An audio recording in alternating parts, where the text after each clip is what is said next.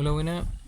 Vamos a ver lo que es el mínimo común múltiplo, ¿ya? O MCM, ¿ya? Entonces, para poder empezar a, a explicar lo que es el mínimo común múltiplo, se usan generalmente los números primos. Entonces, en este caso, números primos.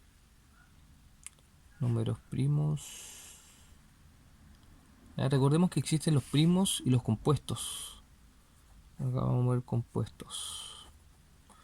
Los números primos o números primarios, primordiales o principales, generalmente son los números que no están como resultado en las tablas. En este caso, el 2 es primo, el 3 es primo, el 4 no sería primo. ¿Por qué? Porque el 4 sería un compuesto. Tendríamos que poner acá. ¿Por qué? Porque 4 sería 2 por 2. Entonces, por eso sería un compuesto. Entonces, los primos serían el 2, el 3 y después del 3 serían puros impares, es decir, el 5, ¿ya? El 7, ¿ya? El 9 no, porque también sería compuesto, es decir, el 9 en este caso sería 3 por 3. ¿Ya? Entonces, los números compuestos en este caso sería el 4, ¿ya? El 9, ¿por qué? Porque el 4 porque 2 por 2 da 4. El 9 porque 3 por 3 da 9. El 6 también sería un compuesto porque 2 por 3 da 6. Entonces todo número que se puede descomponer, llamémoslo así, va a ser un número compuesto. ¿Ya? Entonces, mientras que el 2 no hay ninguna tabla que me dé 2 como resultado, salvo 2 por 1, pero la tabla del 1 no cuenta. ¿Ya? Tampoco ni ninguna tabla que me dé 3 como resultado, ni 5 ni 7. ¿Ya? Esos cuatro serían como los más importantes. ¿Ya? Los que nosotros vamos a ocupar sí van a ser el 2, el 3 y el 5. ¿Ya? Como un número primo. ¿Ya? Por ejemplo, si a mí me pidieran calcular el mínimo como un múltiplo entre 4, 6 y 10. Supongamos que tengo que calcular el mínimo como un múltiplo entre 4, 6 y 10. ¿Ya? Lo que hay que hacer, se hace una tablita acá, entre 4, 6 y 10. ¿Ya? Y tenemos que anotar en este caso los divisores. ¿Ya? Eh, ¿Cuándo ocupo el 2? Cuando ocupo el 2, cuando existen números pares. Si existen números pares, voy a ocupar el 2. En este caso, ¿cuáles serían el pares? Los tres son pares, el 4, el 6 y el 10. ¿Ya? Entonces yo voy a dividir en 2. Divido en 2. ¿Ya? Entonces digo 4 dividido en 2, 2. 6 dividido en 2, 3. 10 dividido en 2, 5. ¿Existen o siguen apareciendo números pares ahora? Sí, el 2. ¿Ya? El 3 y el 5 serían, en este caso, impares. Entonces vuelvo a dividir en 2. 2 dividido en 2 daría 1 y se acabó. Cuando da 1 ya se termina, en este caso, la columna. ¿Ya? 3 dividido en 2 no se puede, entonces se baja, ¿no? 5 dividido en 2 tampoco se puede, se baja. ¿Ya? Y luego, por ejemplo, podríamos en este caso seguir con el 5.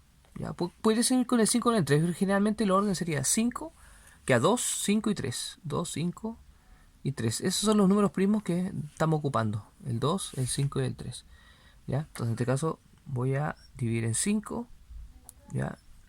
En este caso 5 dividido en 5 me haría 1. El 3 se baja. Ya se acabó en esa columna también. ¿Ya? Y nos quedaría dividir en 3. 3 dividido en 3 me daría 1. ¿Ya? Se bajó. ¿Ya? Y terminó en este caso. Terminó ese y terminó este que es la columna del 4. ¿Ya? Los divisores que están quedando acá, en este caso 2, 2, 5 y 3, se multiplican entre ellos. Es decir, vamos a multiplicar por parte y vamos a decir 2 por 2 da 4, 5 por 3 da 15 y multiplicamos los resultados que van quedando y 15 por 4, 60. ¿Ya?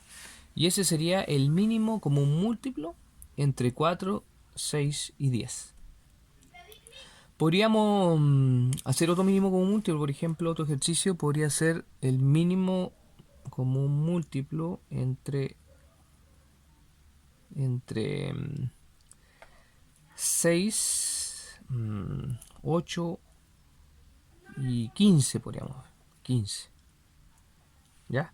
Entonces hago exactamente lo mismo. Ya coloco el 6, el 8 y el 15. Hago la rayita. Da lo mismo.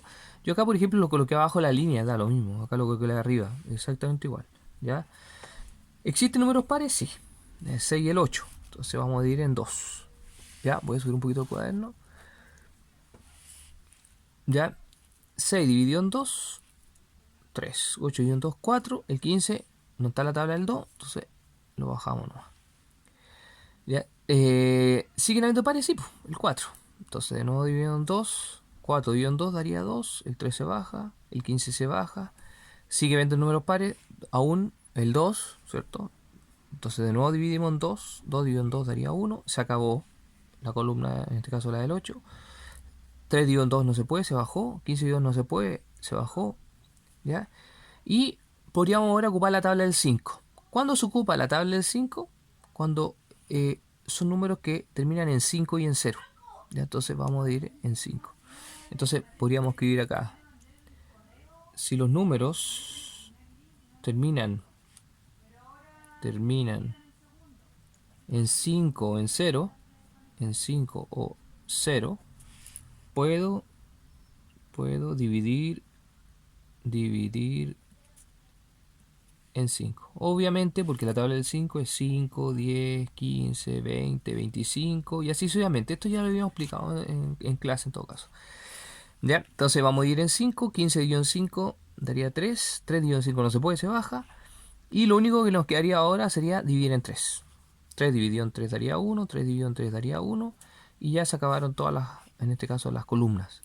Multiplicamos, en este caso, los resultados de acá. 2 por 2 da 4. 4 por 2 daría 8. 3 por 5 son 15. Y 15 por 8, multiplicémoslo acá en un ladito. Po. A ver, 15 por 8. 5 por 8, 40. 8 por 1, 8. 9, 10, 11, 12. 120. Entonces, en este caso, el resultado sería 120. Y ese sería el mínimo común múltiplo. ¿Ya? Ese sería el resultado, en este caso, del mínimo común múltiplo. ¿Ya? ¿Para qué sirve el mínimo múltiplo en general? ¿O cuándo se va a ocupar? Para suma de fracciones. Suma de fracciones con distinto denominador. Con distinto denominador. Por ejemplo, 2 tercios más 5 cuartos más 3 décimos. Estos serían, en este caso, los denominadores. Y nosotros teníamos que calcular el mínimo común múltiplo que hay entre 3, 4 y 10. ¿Ya? Pero eso lo veremos más adelante. ¿Ya? Generalmente esta técnica del mínimo común múltiplo se ocupa para 3 o más fracciones. Cuando tenemos 2 fracciones, hay otros trucos que son más fáciles de ocupar. ¿Ya? Eso sería todo. Muchas gracias.